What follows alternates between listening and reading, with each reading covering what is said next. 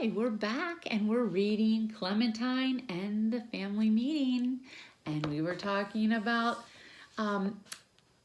DeMaz is having a baby too, just like Clementine's parents. That afternoon, when the 2:15 bell rang, I hurried to the science room again because one good thing had happened during the day. I had remembered where my hat was. I had thought really hard about it, and suddenly I saw it like a picture in my brain, tossed on the bookshelf in the science room yesterday afternoon. This means I have developed a photographic memory, which is really good news if I ever get on a game show. I am going to win every prize they have. I have to pull out the bookshelf, I told Mrs. Resnick as I skidded in. I left my hat here yesterday and it must have fallen down behind. Mrs. Resnick helped me slide the bookshelf away from the wall. No hat, just an empty floor.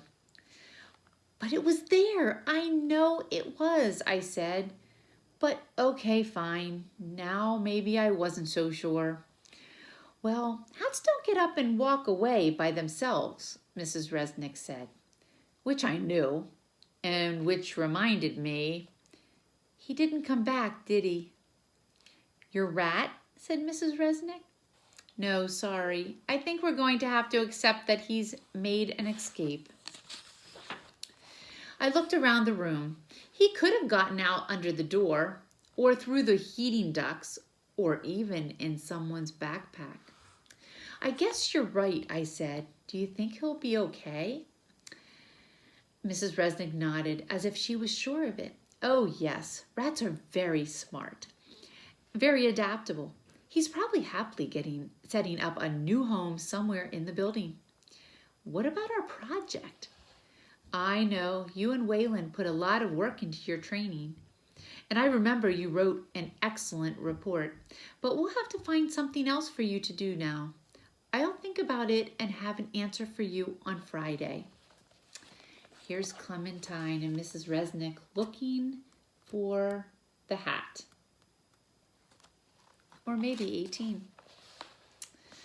When I got home, I found my brother lying on the floor in the living room, with my brother lying next to her.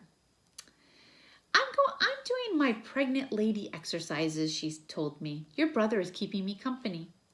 I dropped my backpack onto a chair and got down beside them. I remember this, I said, from when you were having potato. I used to lie down with you and talk to him inside your stomach. I showed my brother what I meant, and he got the right idea right away. He put his mouth on our mother's shirt and yelled for the baby to come out and play. My mother laughed. It's a little early for that, she explained. Then she sat up. Would you like to see a picture of what the baby looks like right now? I said, nope. But she reached over to the coffee table and picked up a booklet anyway. She thumbed through a couple of pages and then held it out. Your brother or sister is about 5 inches long, she said. My brother looked at the picture and then threw his head back and laughed as if she had just told him the funniest joke in the world. Here they are talking to the baby inside the mommy. I took the booklet for a closer look. It showed a little pink thing, part human, part fish, it looks like 18, I said. It looks like a little rat now, except 18 is cute. I looked at the picture again. It wasn't a rat. It was a real baby. And that gave me the most astounding idea I had ever had in my life. Hey, Mom, this booklet sure is science-y, right? Science-y? Well, I guess. Mom, when can you have this baby? Like in 2 weeks? Then you could be my science project. My mom laughed really hard. Oh no, Clementine. Babies take a long time to grow and they pick their timing. This baby will be here sometime in early July, but it will keep its birthday a big surprise. I sighed. What I had said yesterday was right. This baby sure wasn't going to help with any of my problems. There's Clementine looking closely at the book that Mom had given her. Chapter 6. On the bus Wednesday, Margaret said I looked even worse, completely washed out. Even your teeth have faded. I guess this means you couldn't talk them out of it. Sometimes Margaret was N-O-T, not helpful. You can't talk someone out of having a baby, Margaret, I said. They're already started. It's already kicking my mom and stuff. Well then, what are they going to name it? A fruit like you or a vegetable like your brother? I looked at Margaret. That was a really good question. My brother has a regular name. I reminded her. I just call him vegetable names to make things fair. I think the baby should have a food name. Maybe a soup name, Margaret said, or a sandwich, or a dessert. Here they are on the bus.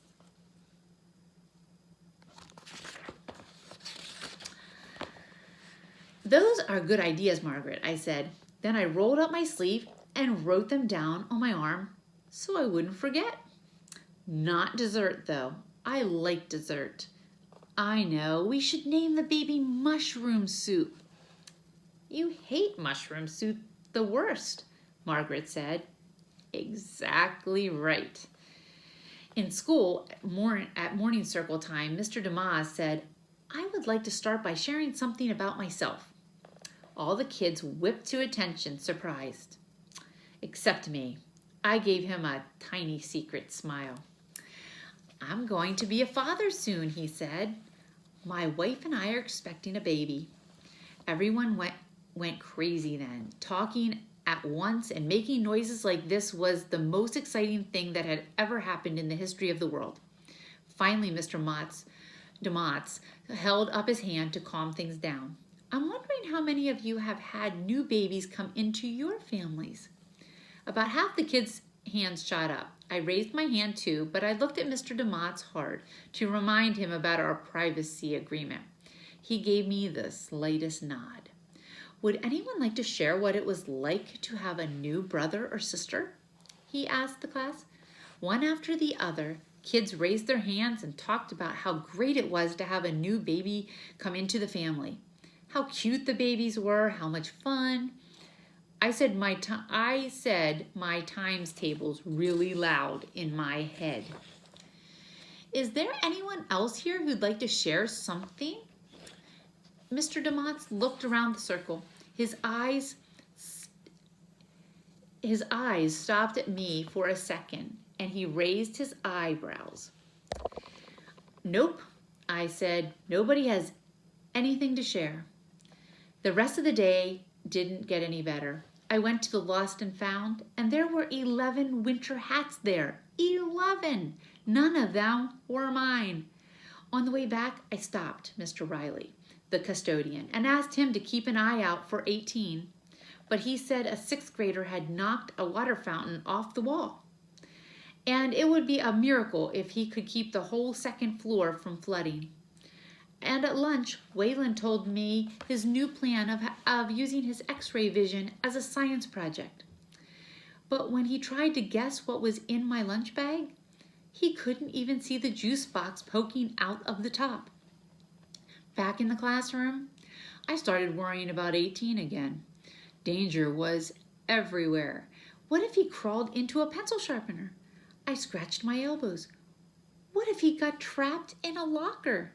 I scraped my itchy shoulders up and down the back of my chair. What if he wandered into the boys' room and got flushed down the drain? My scratchy skin wanted to peel itself off my bones.